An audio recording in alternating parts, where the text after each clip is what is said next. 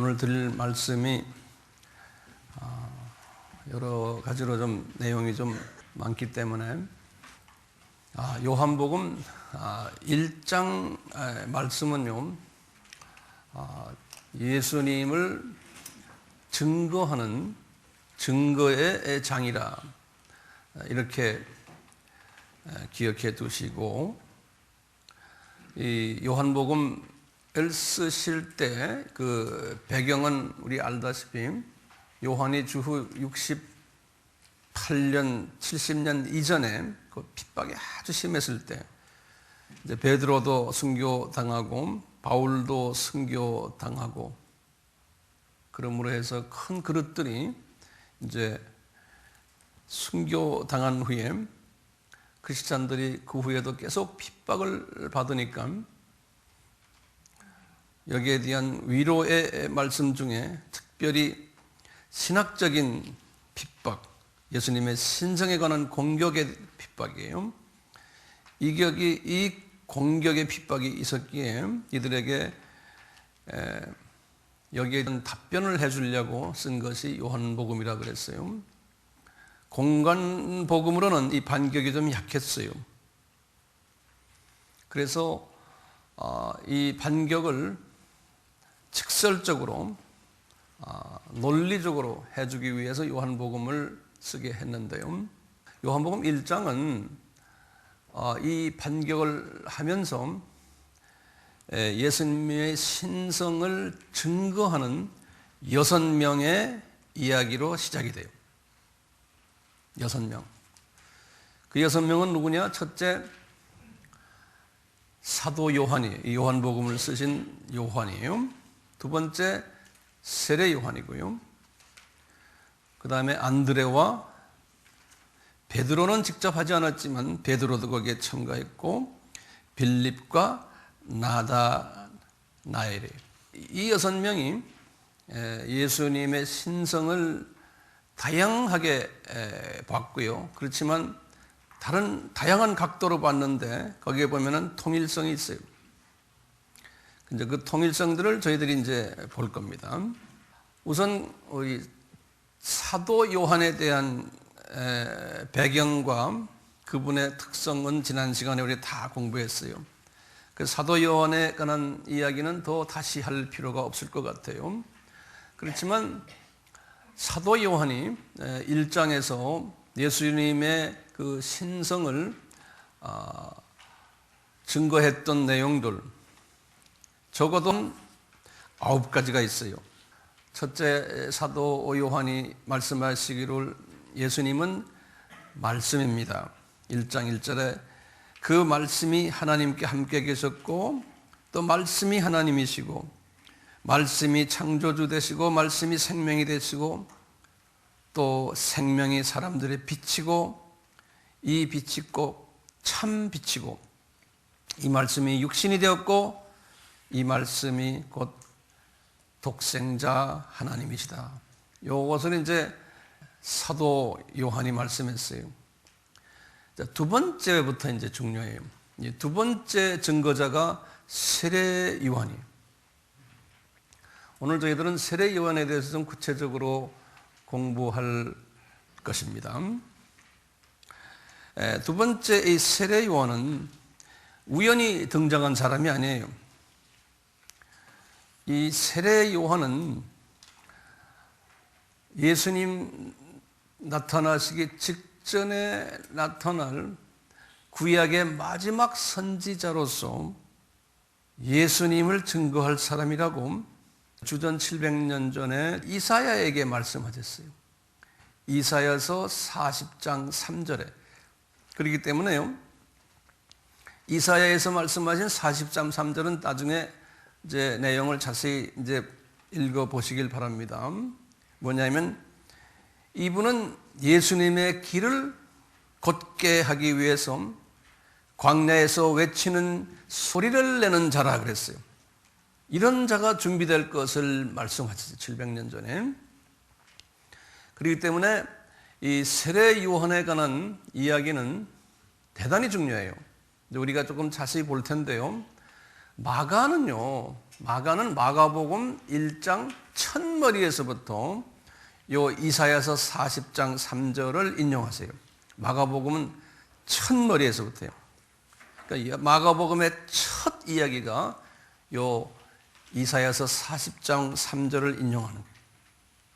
마가복음 1장에서부터 1장의 쭉 1절에서부터 8절까지 보시면 그런 이야기들이 써 있어요. 우리 잘 아는 이야기들이에요. 제가 시간이 없어서 다 읽지 못하지만요. 이제 세례 요한이 광야에서 죄사함을 받게 하는 회개의 세례를 주고 이분의 그 세력이 얼마나 강했냐면 온 유대와 예루살렘 사람들이 다 이분에게 와가지고 이제 세례받고 이분의 영향력이 대단히 컸다는 이야기를 마가는 했어요. 그리고는 이분은 광야에서 약대털을 입고 허리에 가죽띠를 메고 메뚜기와 석청을 먹으면서 사역을 했다고 그랬어. 하시는 말씀이 내 뒤에 오시는 이는 나보다 능력이 많은데 이분의 신들매도 풀기도 나는 감당지 못하다 그랬어요. 그리고 우리 알다시피 나는 물로 세례를 주거니와 그는 성령으로 너희에게 세례를 준다. 이렇게 이제 이분이 말했어요. 자, 그런데요. 예수님이 말이죠. 하시는 말씀이 세례 요한이 누구냐면 구약에서 말했던 엘리야라는 거예요. 예수님이 그 세례 요한을 보면서 말이죠. 또 자기 제자들에게 저 사람은 그 엘리야는 언제 사람이냐면 주전 850년대 사람이에요. 그런데 엘리야라는 그 뜻은요. 여호와는 나의 하나님이다 라는 뜻이에요. Yahweh is my God 그런 소리예요. 그 야훼는 예수님 아닙니까? 예수님이 나의 하나님이다 라는 그 이름을 가진 이름이 엘리야예요. 엘리야. 그러니까 예수님의 신성을 외치는 분이 엘리야예요. 그런데 열왕기 하 2장 11절에 보시면 엘리야가 승천해 버렸어요. 열왕기하 2장 11절에 보면요. 그래서 유대인들은요, 이 엘리야를 기다리는 그러한 전승들이 있어요. 특히 말라기에서요. 말라기는 구약의 마지막 선지자 아닙니까? 말라기 4장 5절에 보면요. 4장 5절 특히 6절 여기 보면요. 종말에 이제 여호와께서 엘리야를 다시 보내겠다 그랬어요. 엘리야를. 네. 엘리야를 다시 보내겠다 그래 놓고요. 엘리야가 출생을 했어요. 엘리야 출생을 우리 알다시피 아버지가 누굽니까? 샤가라와 모친 엘리자베스죠. 레위 족속들이. 누가복음은요. 제일 먼저 시작이 이 세례 요한의 출생부터 누가복음에서 시작을 해요. 아까 마가복음은 누구 이야기했죠? 마가복음도 세례 요한의 그 사역부터 시작했는데요. 누가복음은 세례 요한의 출생부터 이야기를 해요. 그래서 세례 요한은 예수님보다 6개월 늦게 태어났죠. 그러다가 예수님께서요, 제자들에게 마태복음 11장 14절에 하시는 말씀이 내가 오리라 한 이 엘리야가 곧 세례 요한이라는 거예요. 마태복음 11장 14절이에요. 또 변화산 사건이 있을 때요. 마태복음 17장 10절에서 13절이에요. 변화산 위에 변화산이 다시 말하면 이 베드로와 야고보와 요한 이 세 분이 낙원에 올라간 거거든요. 예수님과 같이 낙원 구경했는데 거기에 보니까 모세와 엘리야가 있는 거예요. 낙원에. 그래서 이제 그분들을 이렇게 만나고 내려왔는데요. 내려오면서 하시는 말씀이 예수님께서요. 네가 본 그 엘리야 있지? 그 엘리야가 누구냐면 세례 요한이라는 거예요. 세례 요한이라는 거예요. 세례 요한이 목이 잘려서 죽었죠. 그렇죠? 다시 말하면요, 그분이 목이 잘려 죽어가지고 낙원에 올라갔어요. 다시 말하면요, 구약에서의 세례 요한은 어떻게 됐어요? 구약에서의 엘리야지요. 엘리야는 승천해서 낙원에 올라갔죠. 그런데 낙원에 올라간 그 엘리야가 다시 온다고 말라기에서에 말했어요. 그런데 이분이 다시 지금 사람으로 내려오는 장면을 누가복음 1장에서 이야기했어요. 내려와서 이분이 지금 엘리야가 지금 광야에서 외치는 자의 소리로서 열심히 예수님에 관한 이야기를 하는데 예수님이 그런 거예요. 제자들 보고 저 사람이 엘리야라는 거예요. 저 사람이. 예. 그리고는 변화산 올라갔다가 내려와서 또 제자들에게는 그분이 너희들이 본 저분이 근데 그 엘리야인데 그분은 보세요. 저 사람이 엘리야다고 처음 이야기할 때는 살아있을 때예요. 이 사람이. 근데 이 사람이 목이 잘렸죠. 목이 잘라서 올라가 있는 엘리야를 변화산에서 본 거예요. 그러면서 저 사람이 내가 말한 엘리야라는 거예요. 저 엘리야가 저 사람이 내가 말한 세례 요한이라는 거예요. 세례 요한이 이 세상에 계셨을 때 그분이 인기가 대단했어요. 마가복음 1장 5절에 보면요. 온 유대 지방과 예루살렘 사람들이 요단강에서 세례를 받군요. 수많은 사람들이 이 세례 요한의 제자가 됐어요. 그래서 그분의 영향력이 너무 많아가지고 그 당시에 세례 요한이 교주 같은 그분의 종교가 있을 정도로요. 사람들이 그분을 너무 따르니까요. 세례 요한이 그랬어요. 나에 대해서 오해하지 말아라. 나는 메시아가 아니라는 거예요. 왜 나를 이렇게 따라다니느냐. 이분은요. 세례 요한은 제자들을 많이 키우면서 제자들에게 가르친 내용들이 있어요. 그 첫째가 뭐냐면요. 기도를 가르쳤어요. 그리고 물 세례를 주면서요. 물 세례를 받고 죄 사함을 받는 그런 일들을 가르치고요. 특히 이분의 중요한 제자 중에 하나가 안드레, 빌립, 나다니엘 이런 사람들이 다 세례 요한의 제자들이었어요. 근데 대부분의 이 제자, 요 분들은, 요 지금 말하는 안드레, 빌립, 나다니엘은 예수님의 제자로 바꿨어요. 그런데 대부분의 이 세례 요한의 제자들은 예수님을 믿지 않았어요. 마태복음 9장 14절에 보시면.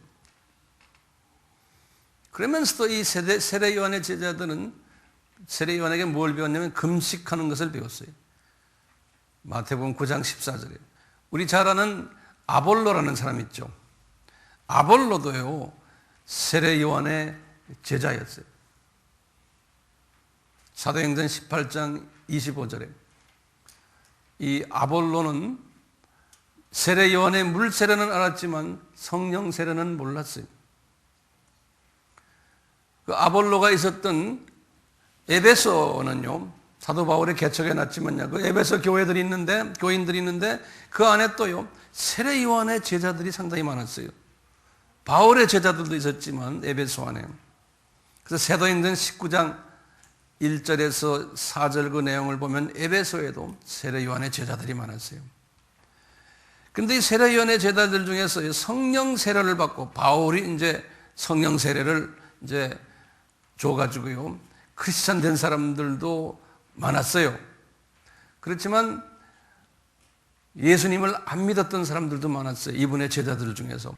그래서 오늘날도요, 저 중동 지방에 가면요, 세례 요한을 교주로 생각하는 교파가 하나 있어요. 오늘날도요. 그 교파 이름이 뭐냐면요, 만대안이라고 MANDEANS 만대안스라는 그러한 교파도 있어요. 이게 세례 요한의 교주예요. 이런 상황 속에서요, 세례 요한의 인기가 많으니까요, 세례 요한이 자신에 대해서 증거하는 게 나와요. 그러면서 내가 누구고 예수님이 누구라는 걸요. 그래서 첫째, 세례 요한이 자신에 대해서 증거하는 내용을 좀 적어보세요. 1장 요한복음에 1장 19절에서 28절이에요. 오늘 본문 말씀입니다. 1장 19절에서 28절인데요. 제사장들과 레위인과 바리새인들에게 이야기하는 거예요. 그분들에게 뭐냐면 나는 그리스도 선지자가 아니다. 그리스도도 아니고 그러면서 이분이 나는 엘리야가 아니다 그래요. 자기 자신은. 그런데 나중에 예수님이 너는 엘리야다라는 거예요. 그렇지만 1장 19절에서 21절은 나는 그리스도도 아니고 엘리야도 아니고 선지자도 아니라는 거예요. 그러면서 1장 23절에 하시는 말씀이 나는 광야에서 외치는 자의 소리라는 거예요. 그리고는 26절에 나는 물로 세례 주는 사람이라는 거예요. 그런데 내 뒤에 오시는 분은 하도 능력이 있는 분이 돼서 그분의 신들매도 풀기 감당치 못하는 그러한 자라고 본인이 이야기했어요. 1장 26절에서 27절, 1장 33절입니다. 이 사도 요한, 세례 요한의 사도 요한도요, 이 요한도요, 세례 요한에 대해서 증거하길 그랬어요. 1장 8절에 그분은, 세례 요한은 빛이 아니다. 빛은 예수님이다. 이 빛을 증거하러 세례 요한이 왔지 세례 요한은 빛이 아니라고 이제 사도 요한이 이야기를 해요. 그리고는 1장에서 계속해서요, 이 세례 요한이 예수님에 대해서 이야기를 해요. 넘버원, 첫째 뭐냐면 예수님은 나보다 나이가 어리지만 6개월, 나보다 먼저 계신 선제하신 분이라는 거예요.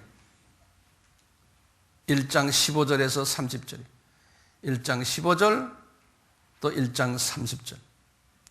그 다음에 예수님은 독생하신 하나님이시다는 거예요. 1장 18절에서. 또 예수님은 성령으로 세례 주시는 분이라는 거예요. 1장 33절에.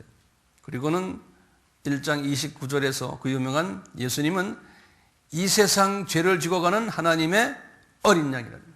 1장 29절에 이 세상 죄를 지고 가는 하나님의 어린 양이라는 거예요. 그 다음에 1장 32절에서 예수님은 성령이 비둘기같이 머리 위에 내리심을 받는 분이라는 거예요.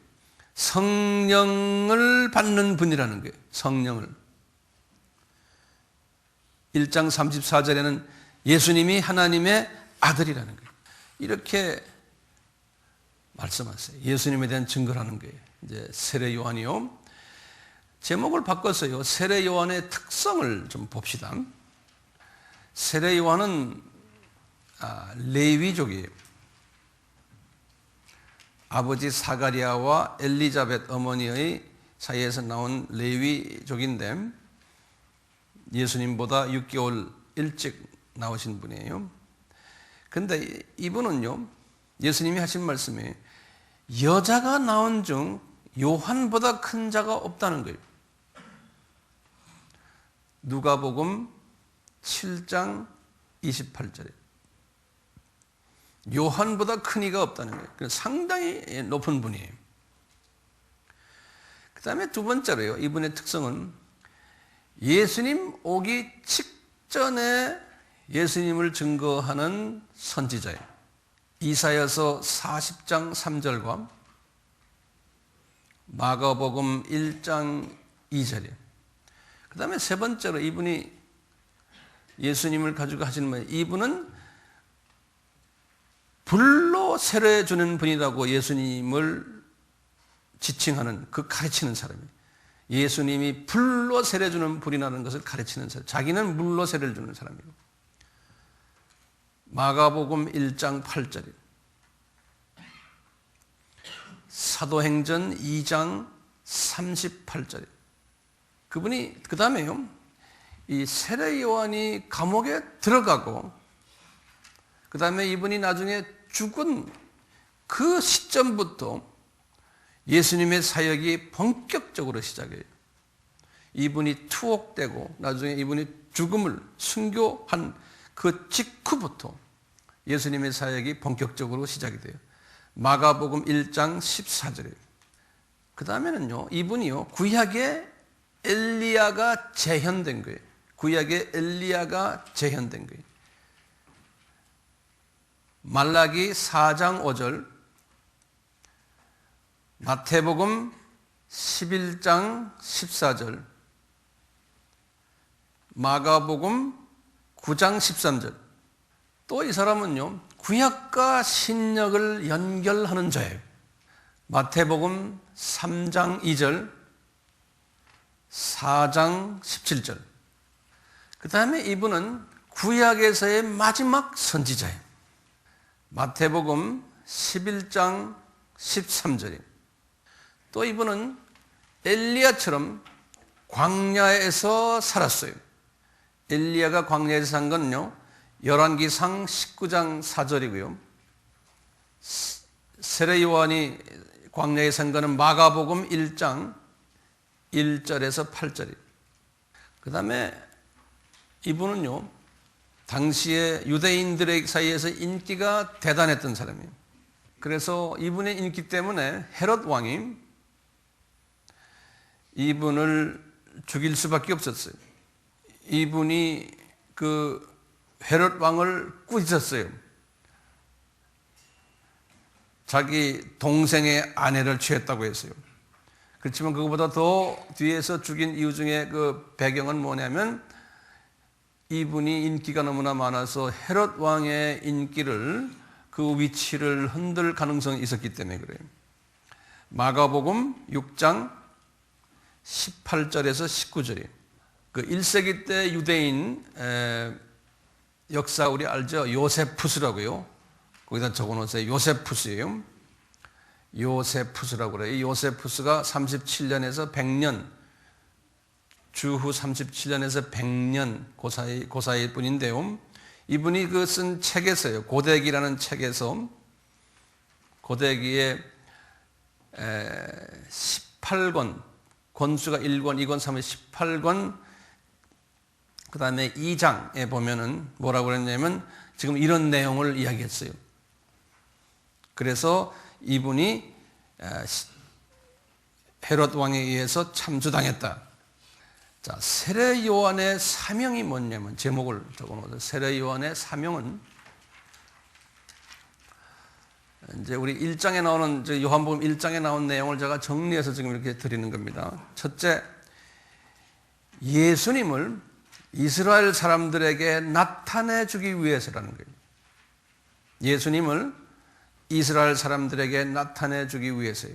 1장 31절이 요한복음 1장 31절입니다. 두 번째 사명은요, 예수님이 하나님의 아들이심을 증거해 주기 위해서요. 요한복음 1장 34절이에요. 세 번째는요,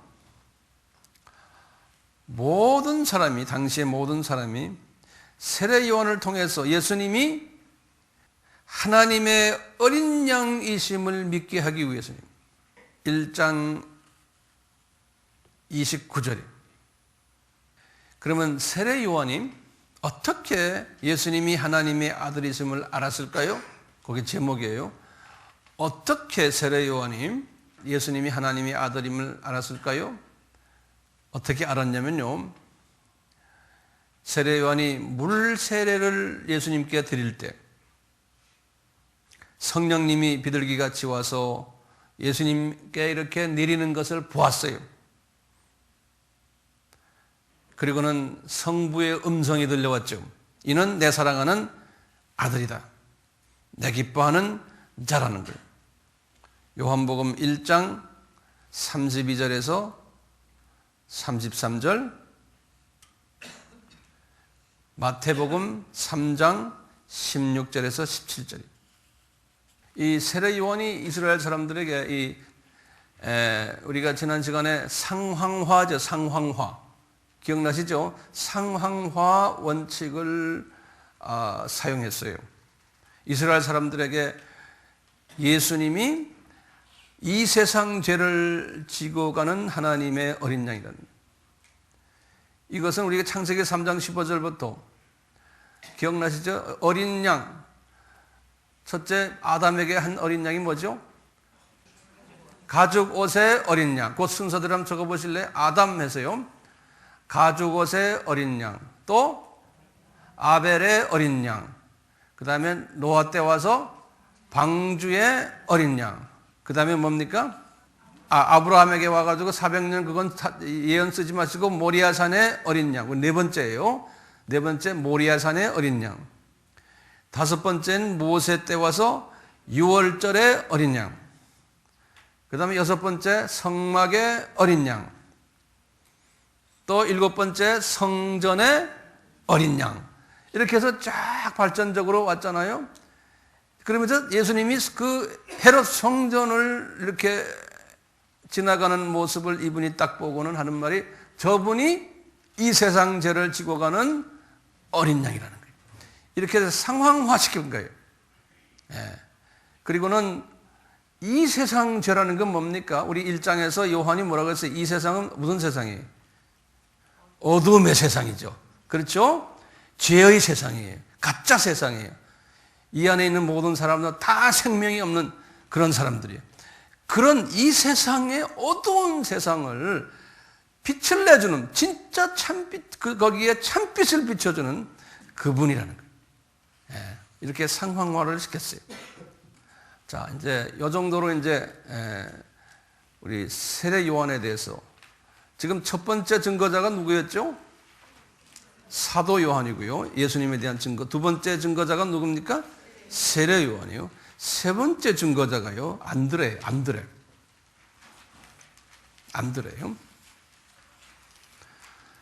자, 1장에서 지금 이제 세 번째 증거자 안드레를 등장시켜요. 이 안드레는요, 안드레아라는 헬라 말인데 그 내용을 제가 찾아보면 뭐냐면 남성다운 그런 뜻이에요. 영어로는 manly, man에다가 ly를 붙여요. 그래서 남성다운 그런 뜻이 안드레아, 안드레아. 이 안드레는요, 알다시피 누구의 아들이냐면요, 우리 한국말로 우리 마태복음 16장 17절에 우리 그 형인 아마 베드로가 형 같아요. 베드로 보고 뭐예요? 시몬, 요한의 아들 시몬아 그랬더니 요한의 아들. 그 다음에 바요나, 시몬 바요나 그랬죠. 바요나란 말이 무슨 말인가 하면요, 바라는 거는 B-A-R이에요. B-A-R. 그 다음에 요나란 요나, J-O-N-A. B-A-R-J-O-N-A. 바요나란, 바란 말은 뭐냐면 아들이란 소리예요. 그래서 son of Jonah, 요나의 아들이라는 뜻을 바요나 시모나. 바요나란 말이 이름이 아니고 son of Jonah라는 소리예요. 우리 벤자민 그러면 지금 이거는 그리스 말이고요. 벤자민은 벤은 son인데요. 야민의 son, 벤자민, 벤이라는 말은 son이라는 소리예요. 그래서 벤자민, 벤야민 그런 거예요. 우리 영화 벤허 있죠. 벤허는 허씨 집안의 아들이라는 소리예요. 그 벤허가. 네. 그래서 이제 그렇게 해요. 네. 바요나 하면 요나의 아들이라는 소리예요. 근데 그 요나를 또 요한이라고도 불렀어요. 존, 요한이라고. 그래서 이제 요한복음 1장 42절, 특히 요한복음 21장 15절에 17절 우리 그 유명한 요한의 아들 시몬아, 네가 나를 사랑하느냐 이렇게 물어보는 거 있죠. 그럴 때 요한의 아들 시몬아, 그랬을 때 쓰는 거예요. 다시 말하면 안드레나 베드로의 아버지 이름이 뭐라는 거예요? 요한 또는 요나예요. 요한 또는 요나예요. 자, 이분의 형제가 베드로예요. 지금 안드레 이야기합니다. 1장 41절에. 이분의 고향은 어디냐면 벳세다예요. 우리 벳세다는 알죠? 여기 갈릴리 호수면 여기가 가버나움이고 벳세다가 여기 있어요.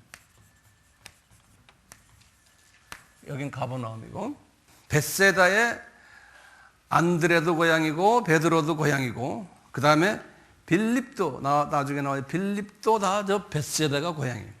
그런데 이분들이 벳세다에서 주로 있지 않고 이분들이 주로 어디에서 살았냐면 고기잡이 사업체가 가버나움이었어요. 이 가버나움이 이분들이 지냈던 거주한 도시예요. 이분의 직업은 알다시피 어부예요. 마태복음 4장 18절에 보시면, 근데 이분이 이 안드레와 베드로 두 형제만 어부 사업한 게 아니고요, 동역자가 있었어요. 동업자. 그 동업자가 누구냐면 그 유명한 세베대의 아들들이에요. 누구예요? 야고보와 요한이에요. 이 네 분이 동업을 했어요. 누가복음 5장 10절에. 근데 이분들이 이렇게 고기잡이 하면서요, 주님이 은혜를 베푸신 게, 그 남쪽 지방으로 이렇게 내려오면 요단강이 있으면서, 이게 이스라엘 나라면 이분은 여기 사는데 요단강이 있고, 이 지역에서요, 이 남쪽 지역에서 세례 요한이 이 요단강 여기 있잖아요. 요단강가를 중심으로 해서 사람들에게 세례도 주고 그 다음에 설교도 하고 이런 소리를 듣군요. 저 북쪽에서 이분들이요, 이 가족 이분들이 이리로 내려와서 특히 안드레 같은 사람은요, 여기 내려와 가지고 세례 요한을 따라다니는 거예요. 이분이 세례 요한의 제자가 된 거예요. 요한복음 1장 35절에서 또 40절 가지고, 또 요한복음 1장 28절 이런 데 보면요, 이분이 세례 요한을 따라다니면서 세례 요한의 제자가 됐어요. 세례 요한의 메시지가 뭐였냐면, 물로 세례를 주면서 회개하라 회개하라 그런 거예요. 그러면서 메시아가 곧 오신다, 메시아가 곧 오신다, 이게 세례 요한의 메시지였어요. 그러니까 안드레도요, 물 세례 받고 메시아 오기를 항상 기다리는 거예요. 그런 과정 속에서요, 이제 이분이 예루살렘에 있었던 모양이에요. 이 세례 요한 자기 선생님이 예수님이 지나가는 걸 딱 보더니 그러는 거예요. 저분이 이 세상 죄를 지고 가는 하나님의 어린 양이라고 딱 말하는 거예요. 예. 그것을 누가 봤어요? 예수님의 두 제자가 봤다고 그랬어요. 이 요한이 지금 쓰기를요. 예. 두 제자가 봤는데 1장 이제 36절, 37절 보면 그랬어요. 그 두 제자가 누구냐? 근데 그 중에 하나가 누구예요? 안드레예요. 그렇죠? 근데 그 다음에 제자는 누구냐? 요한이 지금 쓰는 거거든요. 자기라고 안 하고 두 제자들 중에 한 분이 그랬다는 거예요. 그러니까 안드레, 그러니까 요한이 겸손하죠. 자기 이름을 꼭 안 해요. 꼭 간접적으로 이야기를 해요. 그래서 안드레 이야기를 해주는 거예요. 안드레가 예수님이 이 세상 죄를 지고 가는 하나님이라는 걸 자기 선생님인 세례 요한이 딱 말해주니까 안드레가 그대로 그냥 믿음이 탁 생겨버린 거예요. 그래가지고 이분이 자기 선생님을 빠이빠이 하군요. 예수님을 따라가는 장면이. 1장 37절에. 그리고는 이분이요, 예수님이 그냥 예수님이 아니고 구약에서 나오는 그 상호화된 그 하나님의 어린 양이시고 저분이 메시아라는 것을 깨닫고요, 이분이 확신을 가지고는 이건 내가 혼자 알면 안 되겠다.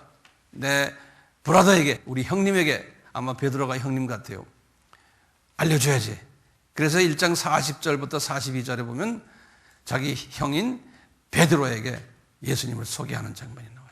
그래서 이제 베드로도 깨닫지만 그냥 공식적으로 아직도 예수님의 제자는 되지 않았어요. 풀타임 제자는 되지 않았어요.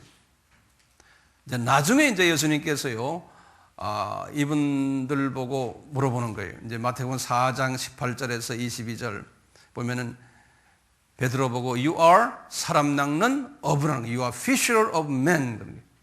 날 따라오느라고. 그렇게 해서 이제 이분들이 나중에 이제 풀타임 제자들이 되는데요. 신기한 건요, 12명 제자 중에서 항상 순서가 있죠. 제일 먼저 1등 제자가 누굽니까? 베드로예요. 그 다음에 야고보, 요한 이렇게 나와요. 근데 이 안드레는 꼭 네 번째예요. 근데 예수님은 12명 중에서요, 3분을 주로 항상 그 신복으로 데리고 다녔어요. 그러니까 안드레는 빠져버렸어요. 성경에는 안드레에 관한 이야기가 많지가 않아요. 그러니까 참 훌륭한 분이에요. 남을 세워주고 자기는 빠지는 이런 사람이 안드레가요. 안드레가 예수님을 어떻게 표현했냐면요, 1장 38절에 그분은 선생님이시다. 그리고 1장 41절에 그분은 메시아다, 그리스도다, 이렇게 말했어요. 이 사복음서에는요, 안드레에 관한 이야기는 거의 없어요. 지금 요한복음 여기에 지금 안드레 이야기 잠깐 나오는데요. 그런데 성서에요, 이 사복음서에요, 꼭 두 군데 안드레에 관한 이야기가 나와요. 이건 우리가 한번 짚고 넘어갈 필요가 있어요. 두 군데. 그 두 군데 중에 첫째가 뭐냐면 오병이어 사건 때예요. 오병이어 사건 때. 이제 예수님이 이제 군중들 앞에서 지금 설교하시다가 군중들이 배고파하는 장면이 있잖아요. 근데 배고파하는 그때요, 예수님께 말을 건 사람이 누구냐면 빌립이 예수님 보고 그러는 거예요. 떡을 사서 이 사람들을 먹게 해야 되는데 이 빌립이 너무나 숫자가 많으니까요, 200데나리온씩 다 해도 200떡을 사도 모자란다는 거예요. 빌립이 그러는 거예요. 예수님께서 빌립한테 먼저 성서에 보면요, 요한복음 6장 4절에서 9절이에요. 요한복음 6장 4절에서 9절에 예수님이 빌립에게 질문하는 거예요. 이렇게 사람 많지? 이 사람들을 떡을 사서 이 사람들을 어떻게 먹게 하겠느냐? 빌립한테 물어보는 거예요. 그래서 왜 빌립한테 여쭤볼까? 어떤 분들은 그래요. 빌립이 그 음식 장만하는 그 책임을 맡은 사람이 모양이다, 이렇게 우리가 생각을 그냥 해볼 수 있어요. 그분이 그 12제자 중에서 도시락 장만하는 사람이었던 모양이에요. 그래서 예수님이 빌립한테 물어본 거예요. 그런데 거기 보면 주님께서 그래서 예수님이 빌립을 시험하시려고 이렇게 물어봤다 그랬어요. 그러니까 빌립이 그러는 거예요. 이거 어떻게 이 사람들 다 먹일래? 그러니까 빌립한테는 빌립이 200데나리온이 다 있어도 안 됩니다. 이제 그러니까 안드레가 옆에 있다가 말이죠. 빌립하고 안드레는 이렇게 같이 탕장해요. 안드레가 옆에 있다가 예수님께 물어보는 게, 선생님, 여기 한 아이가 있는데 보리떡 5개와 물고기 1마리가 있습니다. 이 많은 사람 이것 가지고는 안 됩니다. 그러는 거예요. 이런 이야기를 하는 거예요. 이렇게 보면요, 이 사이에서 빌립하고 안드레가 항상 등장을 같이 해줘요. 이 사람들. 두 번째 예화를 하나 드릴게요. 요한복음 12장 20절에서 22절이에요. 이 장면도 아주 유명한 장면이에요. 하늘의 미랄이 땅에 떨어져 죽어야 된다는 이야기거든요. 그 이야기를 하는 첫 장면이 뭐냐면, 헬라인 몇 사람이 말이죠, 헬라인 사람들이요, 그리스 사람들이 몇 사람이 빌립에게 이렇게 찾아와가지고 그러는 거예요. 여보, 당신 선생 예수님 우리에게 좀 소개해달라는 거예요. 빌립이라는 그 이름은요, 헬라 왕들의 이름이에요. 그러니까 헬라 사람들이 이 유대인이 헬라 왕 이름을 가지고 있으니까 이야기하기가 좀 편했던 모양이에요. 좀 고급스러워 보였던 모양이에요. 그래서 빌립한테 갔는지도 몰라요. 빌립한테 물어보는 거예요. 그러니까 빌립이 좀 소심해가지고요, 그러면 예수님께 데려가면 되는데 빌립이 꼭 뭐냐면 안드레한테 가는 거예요. 안드레 보고, 야, 지금 저런 질문이 저 헬라 사람도 있는데 어떡하니? 그러니까 안드레가 우리 같이 가자, 예수님께.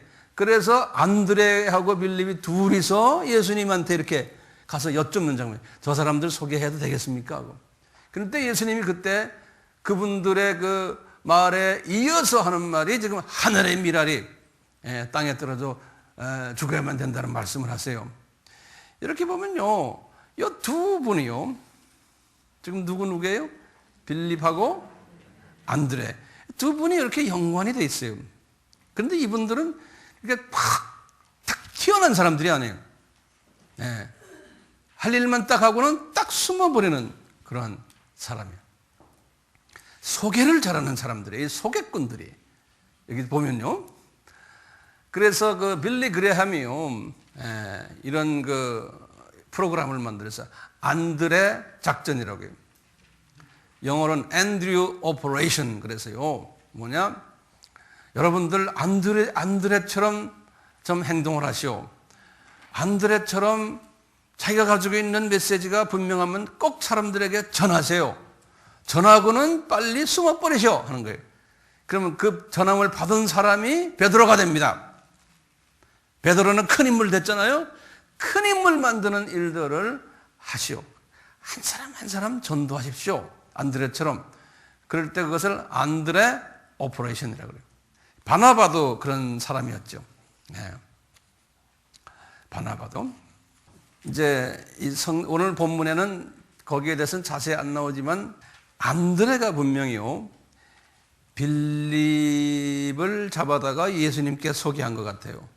성서에서는 안드레가 소개했다는 말은 없어요. 이제 1장 43절, 44절에 보면요. 그렇지만 그런 것 같아요.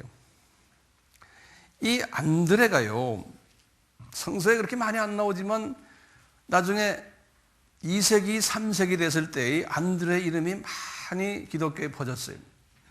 특히 그 기독교 역사가예요. 유세비스라는 사람이에요. 유세비스 이렇게 적어놓으세요.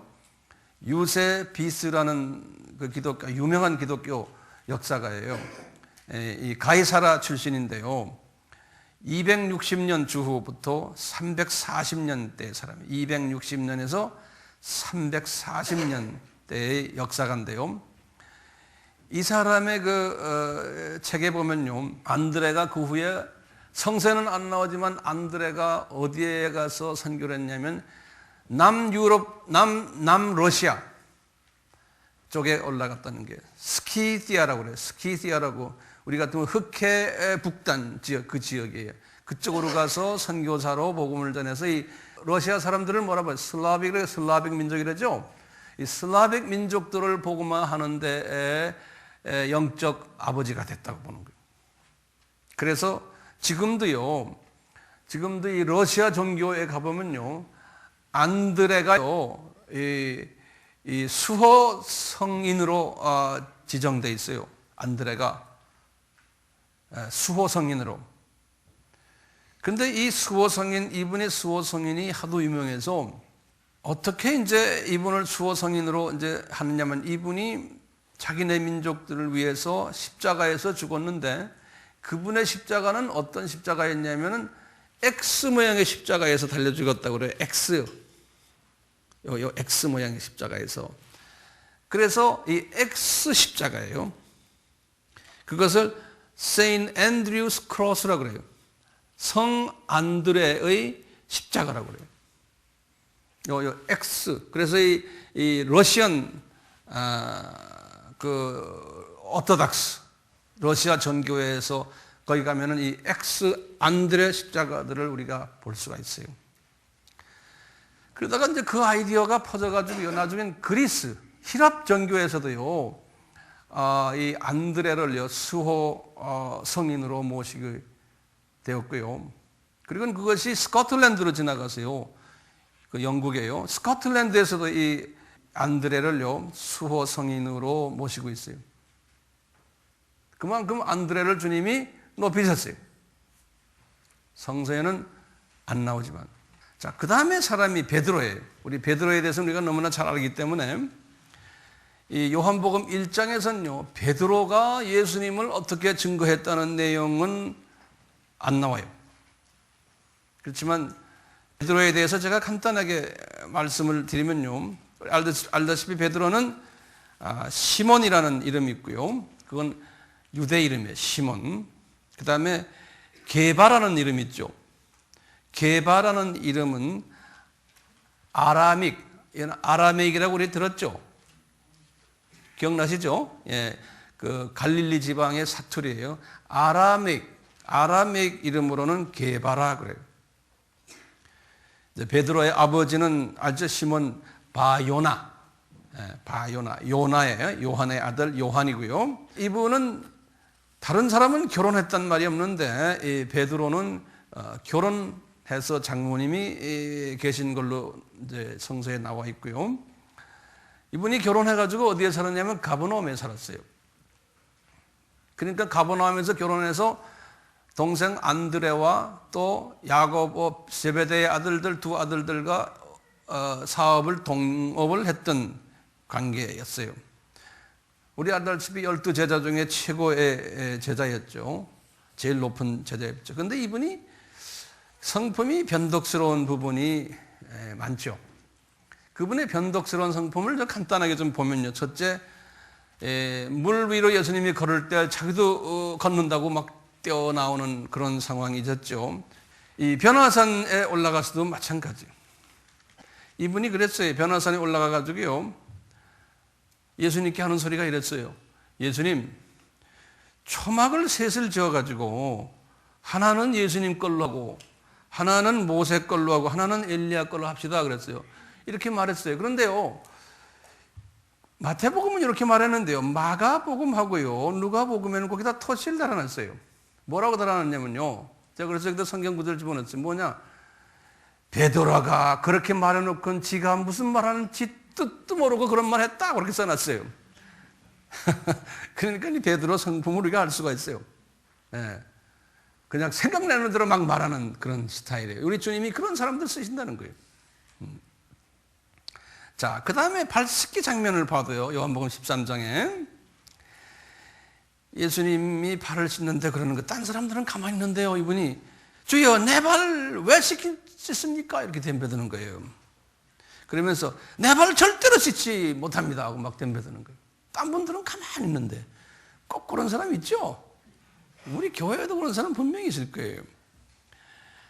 예수님이 그래서 내가 네 발을 씻지 않으면 너와 나와 아무 상관이 없다. 그러니까 이분이 거기다 한수를 더 뜨거든요. 그러면 내 발도 아니라 손과 머리도 씻어주세요 막 이러고 나오는 거예요. 이런 스타일의 사람이에요, 베드로가. 이 성만찬 때도 똑같아요. 성만찬 때도 예수님이 그러죠. 너희들 중에 한 사람이 나를 배반할 거다. 그러니까 이분이 예수님 바로 옆에 있는 요한한테 요한을 쿡쿡 찌르면서 야, 선생님께 좀 여쭤봐라. 누군지 빨리 좀 여쭤봐라. 이런 식으로 아주 성질, 딴 분들은 가만히 있는데 이런 스타일의 사람이에요. 그뿐입니까? 그러니까 주님이 이 사람을 사용하신 것 같아요. 너 나를 3번 부인할 거라고 그랬잖아요. 그러니까 이분이 그러죠. 절대로 죽을지언정 부인 안 합니다 그랬죠. 그런데 이분의 예수님을 부인하는 장면을 딱 보면요, 마태복음 26장 69절부터 보시면 처음엔 그냥 예수님을 부인해요. 그런데 두 번째는 뭐냐면 맹세하면서 부인해요. 세 번째는요, 저주하면서 맹세해요. 이런 스타일이에요. 겟세마네 동산 기도 같이 올라갔다가도 기도 안 하고 잠자는 사람. 나중에 겟세마네 동산에서 이제 나와서 예수님께서 이제 이렇게 끌려 나오시는데 제사장의 종 말고의 귀를 막 자르지 않나요? 예수님이 부활했다고 이제 막달라 마리아가 알려주니까 막 달려가는데 한 띠뛰게 늦었던 모양이에요. 요한이 먼저 갔다고 그랬잖아요. 그렇지만 무덤 속에 먼저 들어가는 사람, 이런 급한 사람이에요. 나중에는 예수님 보고 빠이빠이 하고는 자기 고향에 가서 생선 비즈니스를 다시 하는 사람이에요. 네.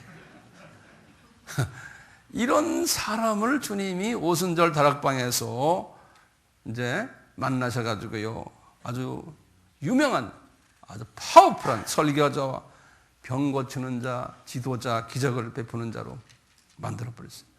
근데 이렇게 하면서도 이분은요, 이 바울에 대한 쓴뿌리가 있었어요. 바울을 싫어했어요. 왜냐하면 과거에 자기네들을 괴롭혔던 사람 아닙니까? 그러니까 이 쓴뿌리가 있었던 사람이에요. 이 사람이 또 무슨 약점이 있냐면 이분이 소위 단순 문화 속에서, 유대인 문화 속에서만 자라나서 예수님의 지상명령을 원치 않았어요.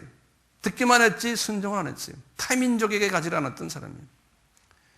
그런데 주님께서는 서서히 타민족 복음화를 할 수 있도록 이렇게 만드셨어요. 우리 여러분들도 마찬가지 아니에요? 우리도 타민족에 대해서 관심 없잖아요? 하다 보면 때가 되면 주님이 서서히 자꾸 그렇게 만드는 거예요. 나중에 이제 베드로 전설 썼을 때만 해도요, 이분이 이제 주 한 60, 한 4, 5년 그때쯤 아닙니까? 한참 있다가죠. 이때 쓸 때 보면 벌써 이분의 제자들이요, 터키 지방의 본도나 갈라디아나 갑바도기아나 아시아나 비두니아에 많았어요. 이미 타문화 선교를 이미 해왔었어요. 전혀 그런 그릇이 아니었는데. 그렇기 때문에 이제 베드로는 나중에 성서에 보면은 이분이 이제 로마에 있었다라고 간접적으로 표현해요. 이분이 그러니까 로마까지 간 거예요. 베드로가요. 성서에는 분명하게 없는데 베드로 전서에 보면요. 베드로 전서를 쓰곤 제일 마지막에 베드로전서 5장 13절에 보면요. 베드로가 자기가 이것을 어디서 쓴다 그러냐면 바벨론에서 쓰고 있다 그래서 바벨론에서. 그러면 이 바벨론이 도대체 어디냐? 그래서 이제 우리 성서 신학자들은 그래요. 아, 이분이 그거 바벨론은 로마다라고 보는 거예요. 거기에서 이제 로마에서 이분이 순교까지 당했다 보는 거예요. 그래서 이제 이것을 뒷받침하는 그 문서가 있는데요. 클레멘트라는 사람이 있어요. 클레멘트. 로마의 비숍이에요. 주후 88년에서 97년에 주후 88년에서 97년에 고린도 교회에 편지를 쓴 게 있어요. 그래서 클레멘트라는 사람이요. 로마에서요. 고린도 교회에 편지를 썼는데 이 편지 내용을 보면요.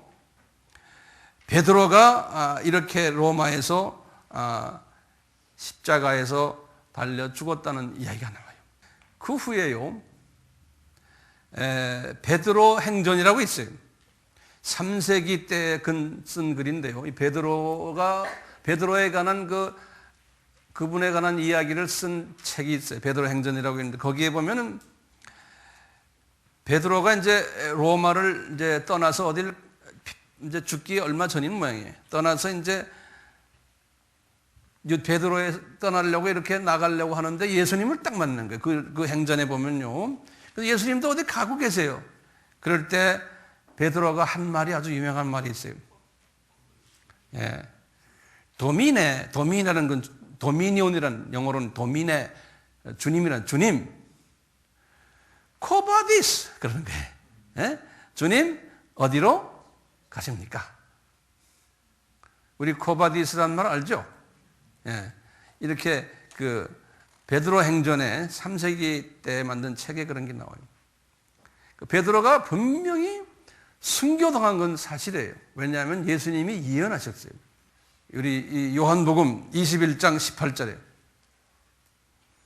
예수님이 예언하셨어요. 요한복음 이제 베드로가 순교를 주후 한 60한 5년경에 당했다고 우리 했잖아요. 요한복음은 60한 8년에서 70년대에 썼다고 그랬잖아요. 예수님이 예언하신 장면을 우리가 잘 알잖아요. 바요나시면 이제 베드로 보고 너 나 사랑하는 나 몇 번 세 번 한 다음에 그러면서 그런 거죠. 내가 진실로 내게 이르노니 내가 스스로 띠띠고 원하는 곳으로 다녔거니와. 그러면서 뭐라고 했어요? 늙어서는 내 팔을 벌리리니 남이 내게 띠띠우고 원치 않는 곳으로 데려가리라.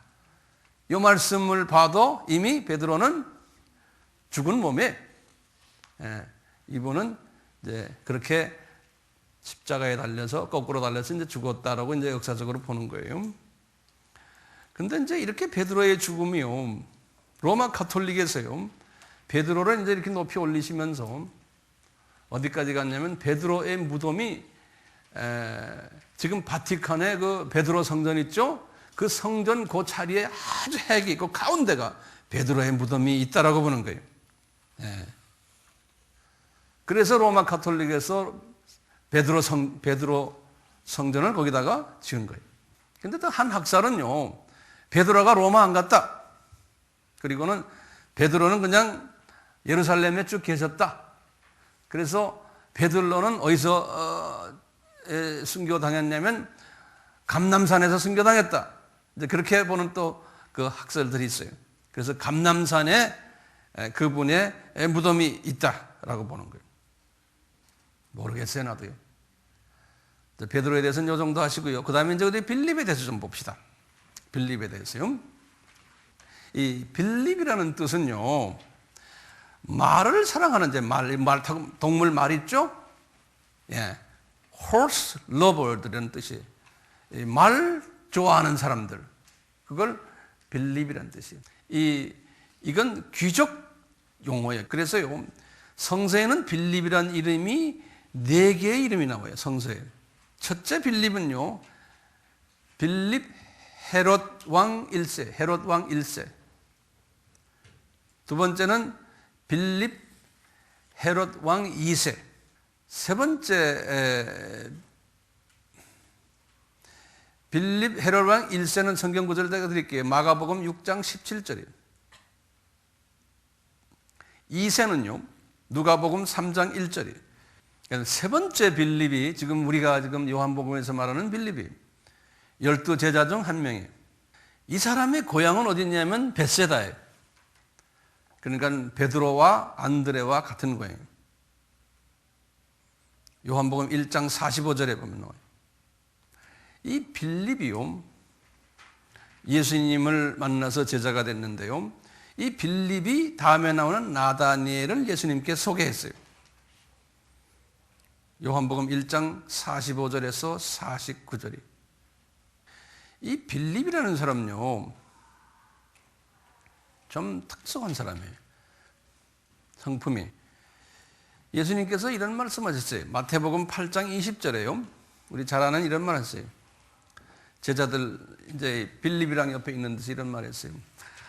여우도 굴이 있고 공중에 새도 거처가 있고 그런데 인자는 머리 둘 곳이 없다. 이렇게 말했어요. 예수님 그런 말 아시죠? 그러면서 너 나 따라라. 그러니까요 이 빌립이 하는 말이 아주 유명한 말이었어요. 예수님 내 부친을 장사하게 허락하옵소서. 예수께서 가라사대 죽은 자들로 저희 죽은 자를 장사하게 하고 나를 쫓으라 하시니, 그 이분이 이 아버지가 막 금방 돌아가셔가지고 장례식을 해야 되는 거예요.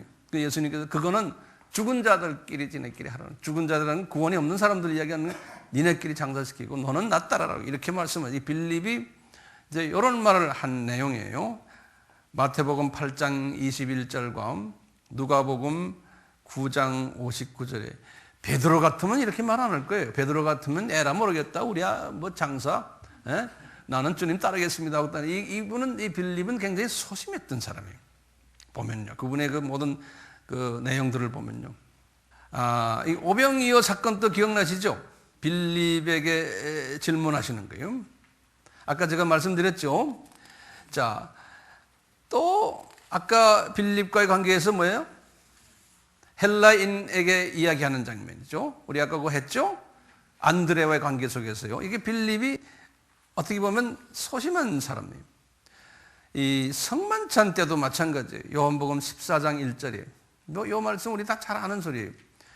이 요한복음 14장 1절에 예수님께서 그랬죠. 너희들 이제 걱정하지 마라. 내가 이제 하늘나라에 가가지고 처소를 예비하고서는 내가 너희들 데리러 다시 올 테니까, 이제 너희들과 내가 그곳에 이제 가서 같이 영원히 같이 있을 거다 그랬거든요. 그러니까 내가 지금 가는 곳에 그 길을 너희가 이제 알게 될 것이라는, 어딘지. 그러니까 이제 도마가요. 도마가 이제 토마스예요.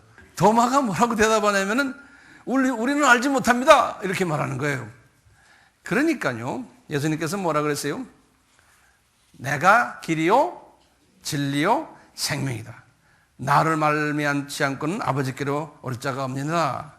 자, 그러면서 너희가 나를 알았더라면 내 아버지도 알았고 이제부터는 너희가 그를 알게 되고 또 그를 보았느니라 그러는 거예요.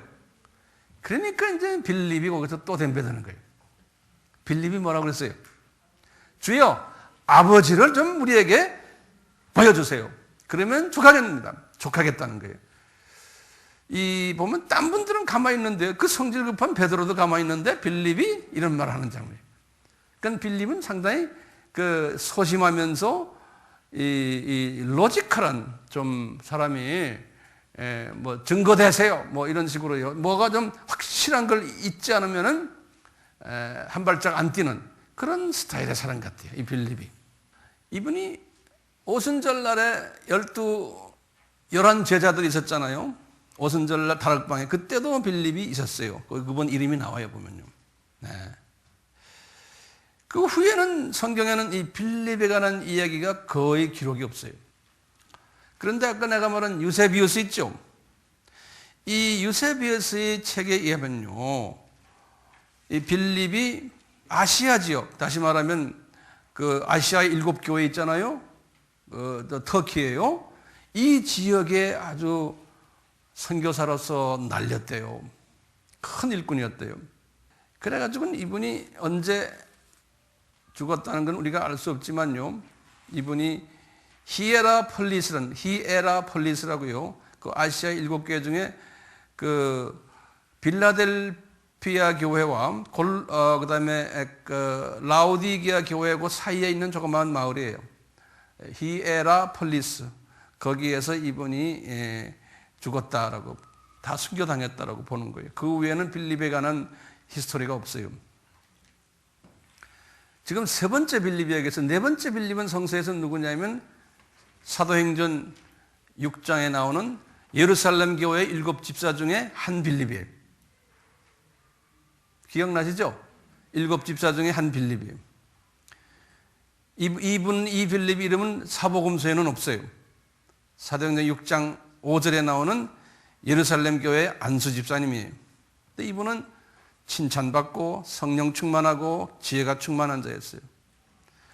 이분도 스데반이 순교 후에 예루살렘 교회가 핍박받고 막 흩어질 때 빌립이 이 예루살렘 교회의 최초 이방 선교사였어요.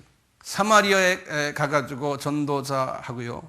사도행전 8장에 보면 사마리아인들을 예루살렘 교회로 초청해서 이방인들을 우리가 외국인들 지금 우리 아미센터로 초청하듯이 초청해 왔던 첫 이방 선교사였어요. 이분이 마술사 시몬 사마리아 사람도 개종시키고 특히 아프리카 에티오피아의 내시를 복음화시켜서 이 에티오피아 선교의 그냥 아버지 역할을 한 사람이죠. 이 안수 집사님이요.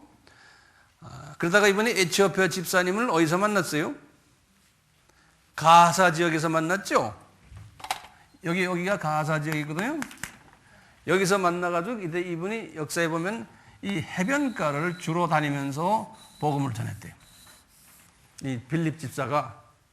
그래가지고 여기 보면 가이사라라고 있죠. 우리 지도 공부 기억나세요? 가이사라에 이제 정착을 한 거예요. 그래가지고 거기에는 집을 하나 임대했던 모양이에요. 근데 이분의 딸이 넷이 있는데 이 딸 넷이 다가 뭐예요? 예언자들이에요. 딸이 다가 예언자들이죠.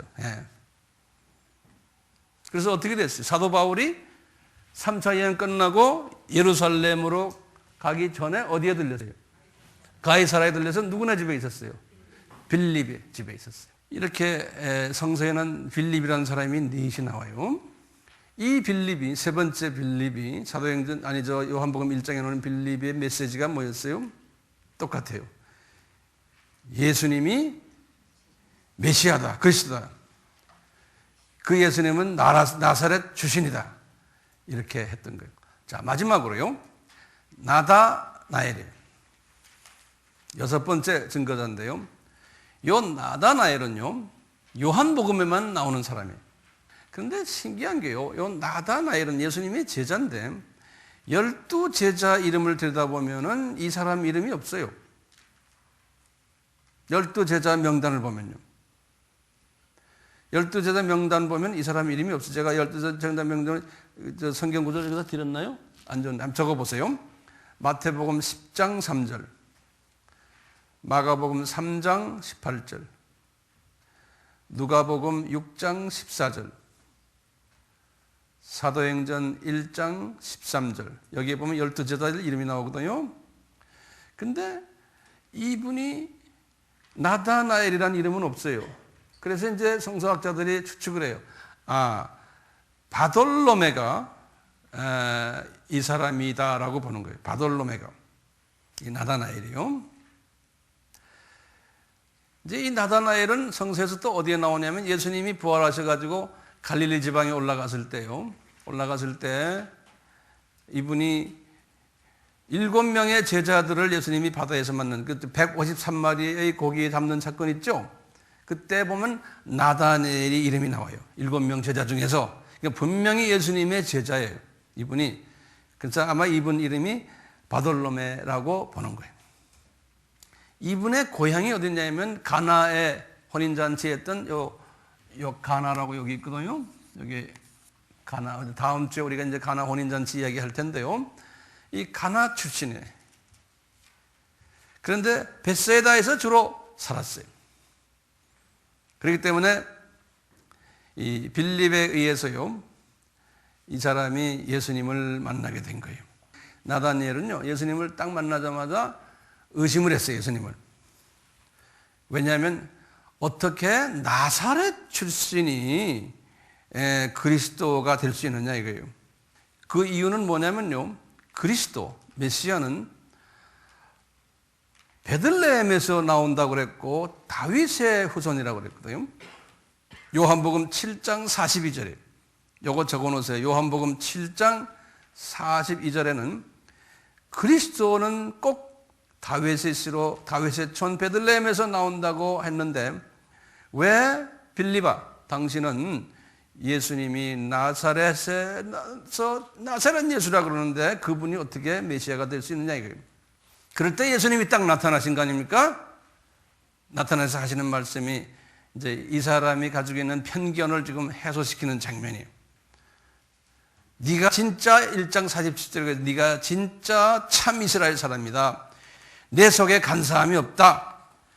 어떻게 나를 아셨습니까? 라고 물어보니까 빌립이 너를 부르기 전에 네가 무화과 나무 아래에서 기도하고 있는 걸 내가 봤다는 거예요. 네. 이제 이 무화과 나무 밑에서 기도하는 것을 보았다고 하니까 이건 예수님이 그 초자연적인 지식을 가졌다는 것을 이분이 느끼고는 그때부터 이분이 마음이 변하기 시작한 거예요. 이제 2장 24절 25절에는 분명히 예수님이 이런 말 하셨어요.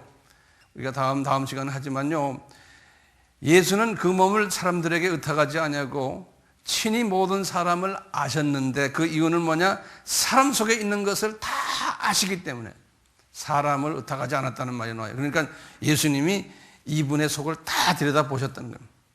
근데 이분이 보시기에, 예수님 보시기에 이 사람이 참 이스라엘 사람이라는 거예요. 기가 막힌 말이거든요. 참 이스라엘 사람은 어떤 사람이에요? 이 나다니엘 같은 사람이라는 거예요. 참 이스라엘이라는 건 뭡니까?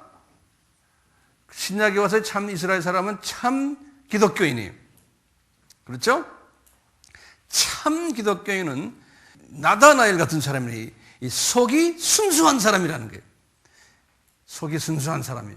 그러니까 이분이 영의 눈이 띄어진 거예요, 나다니엘이. 이제 요한복음 1장 51절에 진실로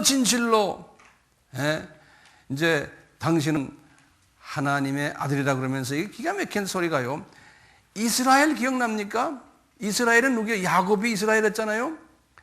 야곱이 어떻게 했어요? 야곱이 이스라엘이 되기 전에 이분이 기도를 하는데 사닥다리가 하늘로 연결돼 가지고 천사들이 오르락 내리락 하는 거를 야곱이 봤다고 그랬죠. 이스라엘이 봤다는 거예요. 지금 요양반도 예수님이 똑같이 말씀하시는 거예요. 이게 1장 51절에 내가 참 이스라엘인데 내가 진실로 너희에게 이르노니, 이때 보면 그 전까지는 나다나엘아 지금 51절부터는 너희에게 복수를 썼어요. 요때 51절에 요 너희라는 말은 뭐냐면 지금 누구예요? 안드레, 베드로, 빌립, 나다니엘, 요 네 분에게 첫 제자들이거든요. 네 분들에게 너희들에게 그러니까 복수를 갑자기 썼어요. 이르노니 하늘이 열리고 하나님의 사자들이 인자 위에 오르락 내리락 하는 것은 너희들이 보리라 그런 거예요. 그러니까 이제 이분들이요, 너희 네 명이 그때 구약에서 야곱이 이것을 본 것처럼, 야곱이 누굽니까? 이스라엘이죠.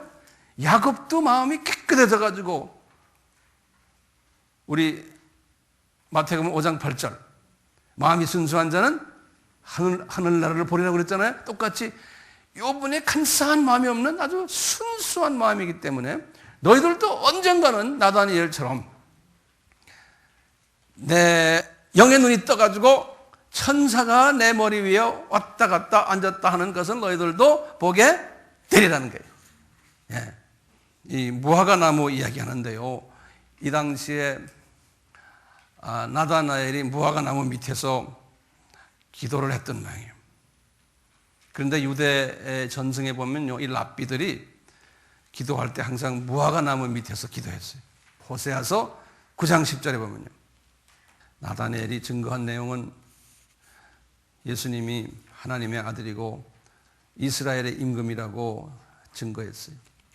자, 이렇게 이제 우리가 보면요, 이 지금 몇 사람입니까? 이 6사람이에요.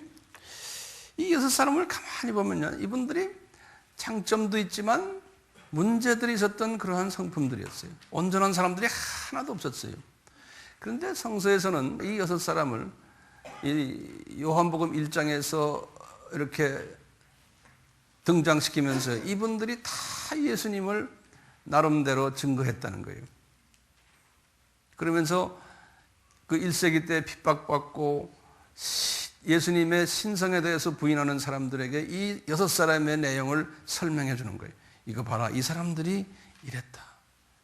근데 이분들이 이런 예수님의 증거를 하면서 이분들이 찰나서가 아니었음을 우리가 알 수가 있어요. 보면 다 문제 있는 사람들이었어요. 이것이 우리에게 주시는 지금 오늘의 마지막 메시지. 이분들은 다 부족한 사람들이에요. 우리 에마의 우리 성도들도요, 나까지 포함해서 다 부족한 사람들, 다 각자가 가지고 있는 단점이 있고 장점이 있어요. 그런데 주님이 은혜를 베푸셔서 이분들에게 이런 은사를 주셔서 영혼을 뜨게 하시고 이런 사람들이 되어서 이 요한복음 1장에 나오는 등장하는 6사람의 유명 인사로 만드신 거예요. 예수님을 증거하도록. 그래서 제가 이분들의 라이프를 쭉 간단하게 설명해 드리는 거예요. 이분들이 그렇게 유명한 사람들이 아니라는 거예요. 그러니까 자신의 이 6사람이 자신의 선하심 때문에 이렇게 된 게 아니고 하나님이 전적인 뭐죠? 은혜. 자기 의지가요, 나 이런 사람 되겠다고 해서 된 사람 하나도 없어요. 자기 의 때문에 이런 사람 되려고 한 사람이 아니에요. 자기가 계획한 것도 아니에요. 자기가 노력한 것도 아니잖아요. 이건 세상 사람들이 말하는 행운도 아니에요. 이것은 분명히 예수님이 예정하신 거예요. 네. 이렇게 쓰실 것을 미리 사용하실 것을 미리 계획하시고 때가 되니까 이분들을 부르신 거예요. 우리가 지금 이런 성서 공부를 왜 합니까? 우리 예수님의 그 성품을 더 깊이 깨닫고 이분의 그 모습을 깊이 깨닫고 그분을 더 사랑하기 위해서 하는 거 아니에요? 딴 목적 없잖아요. 그분을 사랑하려면 우리가 이분에 대해서 알아야 되거든요. 네. 알지 않고요, 겉으로 그냥 피부적인 느낌만 가지고 그분 이야기하면 30년, 40년 교회 다녀도, 그래서 지적인 훈련이 절대적으로 필요해요. 이 지적인 훈련에다가 감정적인 훈련으로 내려와야 돼요. 네? 그리고는 액션으로 이제 행동화돼야 돼요. 주님께서 때가 되니까 계획대로 이들을 이제 부르셔가지고 이끄시고 또 가르치시고 그래서 예수님을 증거케 만들었거든요. 또 마찬가지예요. 지금 주님께서 우리 AMI 우리 공동체 사람들을 주님께서 이제 때가 되니까 부르셔가지고 이제 이끄시고 계세요. 그리고는 가르치고 계세요. 거기에다 이제 우리는 그 예수님을 증거해야 되는 거예요. 우리 교회를 증거하는 게 아니에요. 황 목사 증거하는 게 아니에요. 누굴 증거해요? 예수님을. 초점이 예수님을 증거하는 거예요. 네. 이 6명이 초점이 어디 있었어요? 예수님을 증거하는 거예요. 예수님을 증거하다가 이분들이 어떻게 됐어요? 모두 다 순교. 이 순교자 반열에 들어가는 은총을 받은 거예요. 우리 AMI 식구들이요, 순교할 준비가 돼 있어요? 아멘? 이게 얼마나 감사한 거예요. 우리 인생 살아야 앞으로 몇 년을 더 삽니까? 50년 더 살아요. 예? 순교자 반열에 들어간다면 얼마나 좋겠어요. 그래서 예수님, 저희 기도는 우리 AMI 공동체의 대부분의 사람들은 이 순교자 반열에 들어가도록 은혜를 베풀어 주십시오. 이것은 내 의지로 되는 것도 아니고 내 노력도 아니고 이건 하나님의 전적인 계획입니다. 이 계획 속에 집어넣어 주세요. 이것이 우리의 기도 제목이에요. 이 6명 똑똑했던 사람 하나도 없었어요. 다 문제 있었던 사람들. 그분들을 주님이 그냥 시간을 맞춰서 그분이 그냥 잘 다듬으셔가지고 아주 순교자까지 만드신 것처럼 지금 주님이 우리를 지금 이렇게 만지시고 계세요. 그러니까 우리는 이것을 안 사람은 항상 오래 기다리고 참는 거예요. 저는 그런 시각에서 여러분들을 보고 있어요. 지금은 좀 덜 준비돼도 언젠가는 주님이 맛있는 그 그릇으로 만들 것을 내 눈으로 보는 거예요. 그리고는 오래 기다리고 참고 격려해주고 사랑해주고 그러는 거죠. 우리 모두가 다 그런 마음으로 주님을 섬기기를 축원합니다. 아멘. 우리 같이 기도합시다. 성령님께서 저희들을 붙잡지 않으시고는 이 주일 설교가 2시간씩 할 수가 없습니다. 그것도 재미있는 이야기거리도 아니고 어떻게 보면 상당히 건조한 그저 성경에 나오는 이야기만 하는 이런 설교입니다. 주님이 붙잡지 않으시면 주님의 영이신 성령님이 붙잡지 않으시고는 우리 아미 공동체가 이렇게 2시간씩 말씀 속에 들어갈 수가 없습니다. 주님 감사합니다. 계속해서 저희들을 붙잡아 주시고 이 6명에게 주셨던 은혜를 우리에게 주셔서 이 시대에 예수님만 초점 맞추고 증거하는 우리 모두가 되어 주님 앞에 귀한 존귀함을 받는 복된 자들로 인쳐 주시옵소서. 예수님의 이름으로 기도드리옵나이다. 아멘. 지금 이 시간은 예수 그리스도의 무한하신 은혜와 하나님 아버지의 극진하신 사랑하심과 성령님의 끊임없는 간섭하심과 가르쳐 주심과 깨닫게 하심과 순종케 하심이 우리에게 항상 있기를 축원하옵나이다. 아멘.